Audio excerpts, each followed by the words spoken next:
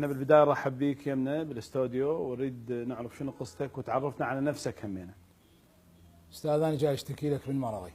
استاذ انا اوس الوحش، ماكو عركه بالمنطقه مشارك بيها، ماكو قهوه ببغداد ما عزلتها. اكتب بالجوجل اوس الوحش وتفرج على عركاتي. اي شق تعرفه، اي شق تعرفه سئله قل له اوس الوحش منو، يقول لك انا من استاذ. من الاخير انا بايع ومخلص، نايم بزباله ومتغطي بشلب. زين، مشكلتك وين لعد اوس؟ استاذ انا ضميري دا يأنبني، انا تعبت ولد المنطقه استاذ. هيك ايدك ثقيله؟ لا استاذ هالقد ما يقتلون بيه. استاذ يا هو يلاقيني يلزمني يقتل يقتل يقتل يقتل لحد ما ينهار ويوقع. استاذ سامع عن العركه مالتي مال بتاوين من عزله القهوه ولا لا؟ شنو هاي تفاصيلها؟ استاذ طلعت ضايج بالثنتين بالليل اتمشى، طبيت للبتاوين لقيت قهوه مفتحه، واحد عفطه قاعد ذب الحكايه ما عجبتني. استاذ وطب عليهم للقهوه وسديت الباب عليهم وقلت لهم شوفوا لكم هاي عرجه وهاي مشلوله. مستحيل، هالقد التنكر يعني طبيت لهم لوحدك؟ لا استاذ شلون اطب لهم واحد يستتت بوره بالانجن وفتت وجيبه. يأذي هذا البوري؟ استاذ يأذي، هنا 4 خياطات، هنا كسر، هنا رض بعده يوجعني استاذ. بس وعيونك استاذ بليلتها توقف برا القهوه بس تسمع نصيحاخ.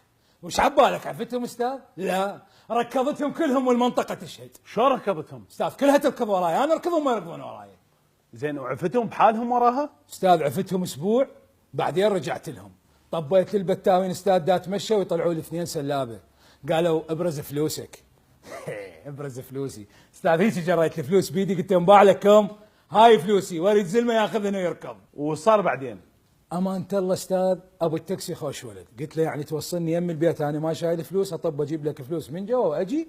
ما قال شيء خطيه، قال على راحتك. هسه شنو المشكله فهمني؟ استاذ هسه ما حد يقبل يقتلني استاذ، اروح اتحارش بالعالم ما حد يبسطني، اجي اتوسل بيهم تعالوا قتلوني ما حد يقتلني. زين اطلع لغير منطقه يا اخي. استاذ بغداد كلها قامت تعرفني استاذ، انا اوس الوحش كلاشنكوف مال كتل.